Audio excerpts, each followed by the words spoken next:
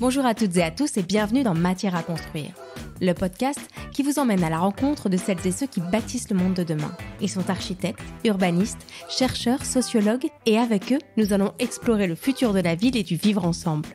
Dans ce nouvel épisode, je vous emmène à Tarascon, dans le sud de la France. C'est là que j'ai eu le plaisir de rencontrer en toute simplicité notre nouvel invité, Christophe Gulizy. Architecte entre autres du Z5, le complexe sportif de Zinedine Zidane et de l'Arena d'Aix-en-Provence, Christophe a accepté de revenir dans ce podcast sur ses premiers pas dans la profession et de partager avec nous sa vision sans concession d'un métier qui n'a jamais cessé de le passionner. Bonjour Christophe. Bonjour Emmanuel. Merci d'avoir accepté notre invitation. Je suis ravie de vous accueillir dans ce podcast que nous enregistrons aujourd'hui à Tarascon, pas très loin finalement de là où vous avez installé votre agence. Effectivement, je suis installé dans le pays d'Aix, au pied de la Sainte-Victoire. Après avoir vécu et pratiqué mon métier pendant 20 ans à Marseille, je me suis installé dans un petit village qui s'appelle le Tolonais. C'est une agence que vous avez créée en 2002, quelques années après avoir obtenu votre diplôme à l'école d'architecture de Marseille. Vous avez toujours souhaité devenir architecte ? Pas du tout. C'est le hasard des rencontres. C'est, je pense, profondément ancré quand on est fils de maçon et petit-fils de maçon. Évidemment, on est attiré par le bâtiment. J'ai grandi sur les chantiers avec mon père.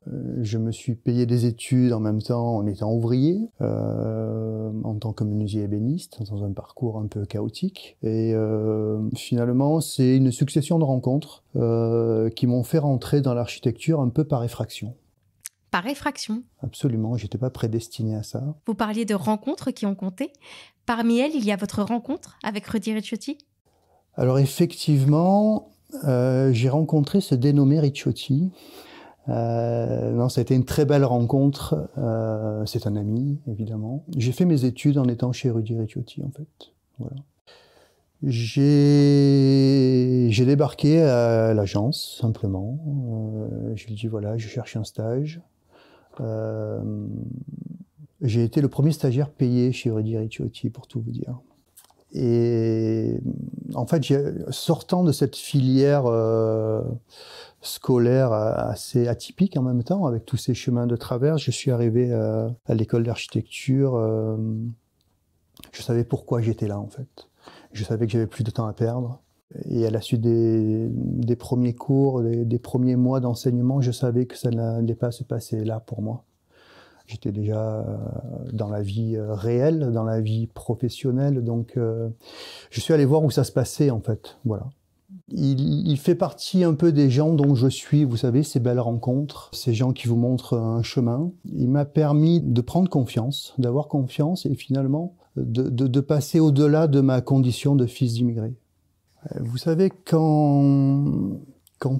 les seuls encouragements qu'on reçoit à l'école, c'est quand on est encouragé à quitter l'école, justement, dans des filières manuelles, avec tout ce que cela sous-entend, hein, malheureusement.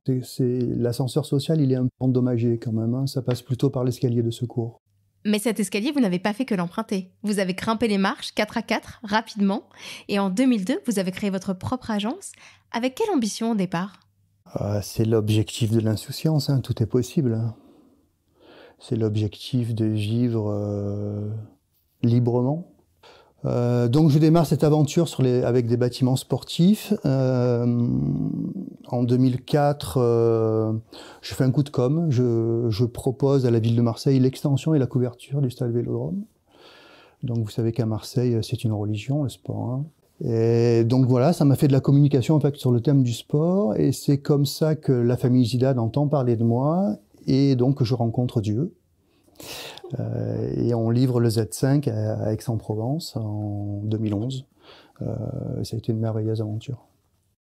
Justement, quel est le point de départ de la conception d'un projet ? Ça commence par l'écoute, ça commence par la compréhension des attentes du maître d'ouvrage. Ça commence évidemment par une fonctionnalité irréprochable. Et ensuite, c'est un travail sur l'histoire, sur la narration que l'on veut que le bâtiment porte. C'est ce qu'on veut que le bâtiment donne aux usagers, ce plaisir-là de pratiquer un espace. Pour moi, l'architecture, c'est la création d'une atmosphère. Hein. Elle est porteuse d'émotions, elle est porteuse de plaisir, elle doit être porteuse de civilité aussi, parce qu'on s'inscrit dans la ville. Voilà le point de départ. Et ensuite, on relie tout ça à un contexte, d'accord, pour instaurer, comme on dit, un dialogue entre les différents composants du site et le programme. Et comment choisissez-vous les matériaux d'un ouvrage ? Quel rôle joue-t-il dans la narration du projet ? Pour revenir sur cette narration. La matière, en fait, elle participe au contenu émotionnel du projet, au-delà de son champ formel. Je suis quand même avant tout obsédé, moi, par la lumière naturelle au cœur de mes bâtiments. Hein. Comment la lumière rentre, comment on la maîtrise. C'est le matériau que j'utilise le plus. Mais je suis effectivement amoureux du béton, amoureux de sa minéralité. Alors je sais que c'est pas un matériau à la mode. Je suis désolé, mais je l'assume. Ça fait un peu réac même de dire on construit en béton. Je trouve que le béton est un matériau d'une richesse sémantique infinie. C'est un matériau qui ne ment pas. Je l'utilise de façon brutaliste, comme on dit, c'est-à-dire brut de décoffrage, brut dans son usage. Pour parler de minéralité, j'ai aussi un rapport assez particulier à la pierre. J'ai construit mon premier bâtiment en pierre il y a 15 ans. Alors, ce qui est étonnant avec la pierre, je trouve qu'elle nous inscrit dans la permanence, finalement. On est presque dans cette matière élémentaire. C'est un matériau qui rassemble. Je le constate, hein, elle réconcilie un peu comme si elle était ancrée dans notre ADN, en fait. C'est assez étonnant. Elle fait l'unanimité. Dès qu'on fait de la pierre, tout le monde est d'accord. C'est un peu comme un retour originel, j'ai l'impression, à cette protection ancrée en nous, quoi. Et les enjeux environnementaux, de quelle façon orientent-ils vos projets ? Il y a une prise de conscience, évidemment. Ça va mal. Il y a des choses à changer, à améliorer. Sans tomber non plus dans le greenwashing, comme on dit, c'est ça ? Le tout vert, le tout bois. On a besoin de construire. Il ne faut pas oublier que la population elle augmente quand même. Hein, donc, déjà que ce thème-là commence à traumatiser les étudiants, qui le culpabilisent. Hein, c'est un acte de blasphème, la construction. Donc, Elle est traumatisée ? Certains, pas tous, hein, certains. Le projet politique commence à s'ancrer, quoi. Hein. Mais ce projet marketing politique, voilà, parce qu'il y a beaucoup d'opportunisme derrière ça. Hein. Il y en a très peu qui ont des convictions. Hein. Il y a surtout de l'opportunisme d'un accès à la commande, où on dit qu'on va construire tout bois, et même si à la fin ça fait bois et plaquage béton. Hein. On le voit de plus en plus souvent, quoi. Mais ça manque, je trouve que ça manque de raison, quoi. J'ai plutôt tendance à en faire un pas de côté, à déplacer la caméra pour voir ça de façon assez objective et travailler donc sur des matériaux. Oui, on travaille avec du béton bas carbone, évidemment. Là, on travaille avec la pierre. Moi, ça fait 15 ans que je travaille avec la pierre, donc.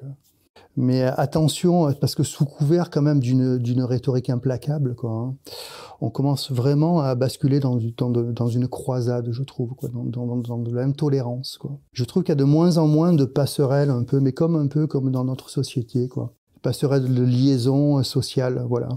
C'est ou blanc ou noir. Donc c'est pour ça que je suis très prudent sur cette question-là, quoi. Après, je préfère, moi, une première approche qui est plus sur le bon sens, en fait, un peu comme nos anciens. Les matériaux, les filières courtes de construction, qui valorisent en même temps l'emploi local, l'orientation, l'inertie, les débords de toiture. J'ai plus une approche environnementale dans ce sens-là, quoi. Plutôt que de faire venir du bois de Pologne et de construire en bois au bord de la Méditerranée, je trouve que c'est une hérésie. Voilà, et que c'est une imposture intellectuelle totale, quoi. Voilà. Donc, sinon, nos anciens, ils auraient déjà construit en bois au bord de la Méditerranée, mais vous avez remarqué, on est plutôt minéral. En me baladant sur votre site, j'ai découvert votre lettre de mission. Moins de signes, plus de sens. Vous pouvez nous en parler ? Moins de signes, plus de sens, c'est en fait le titre de mon discours d'intronisation à l'Académie d'architecture. En fait, ça interroge, ça revient un peu à tout ce qu'on est en train de se dire depuis tout à l'heure, ça interroge le sens des choses que l'on fait, l'être et le paraître. Plus exactement, c'est l'ordre de l'apparence ou celui de l'essence. Cette quête de sens est aussi pour rompre avec ces chimères qui érigent un peu les constructions en stratégie publicitaire ou en stratégie politique, justement. Cette architecture un peu internationale, vous savez, dénuée, décontextualisée finalement, détachée de la matière. On est sur des façades lisses, sur du verre miroir. Alors ce sont certes des ouvrages d'une technicité remarquable, mais qui refuse un peu le vieillissement, quoi. J'ai l'impression, qui refuse un peu notre condition de mortel, quoi. Donc il faut intégrer quand même cette condition-là. Voilà. Mais je trouve que c'est pour éviter de produire et d'offrir surtout des bâtiments sans âme, quoi. Pour faire simple, moins de signes et plus de sens, ça veut dire moins de bling-bling et moins de blabla. Voilà ce que ça veut dire. Quelles ont été vos sources d'inspiration ? Est-ce que, plus jeune, vous avez des modèles qui vous ont inspiré ? Étudiant, j'ai été percuté par certains bâtiments ou certains architectes. Ouais. Je citerai Luis Barragán, un architecte mexicain, qui synthétise, en fait c'est une synthèse entre l'architecture vernaculaire et l'architecture moderne, avec toujours une justesse volumétrique et spatiale. Je citerai aussi Lina Bobardi, une architecte brésilienne. Je ne sais pas pourquoi, on est en Amérique du Sud, quoi. Elle est née à Rome quand même. C'est une architecte majeure du mouvement moderne. Elle a associé dans sa démarche le rationalisme du moderne et pareil, la plasticité de l'art vernaculaire de son pays. Ça a été vraiment un électrochoc. Dans un autre registre, il y a aussi Architectonica, dans les années 80, le bâtiment Atlantis, où là, je me suis dit, waouh, tout est possible en fait, quoi. Tout est possible et ça donne du plaisir. C'est pas uniquement répondre à une fonction, quoi. Et ça a été vraiment un électrochoc et ça a été le déclic, le point de départ de cette envie d'aller plus loin et d'explorer un peu ce métier, quoi, cette expérience.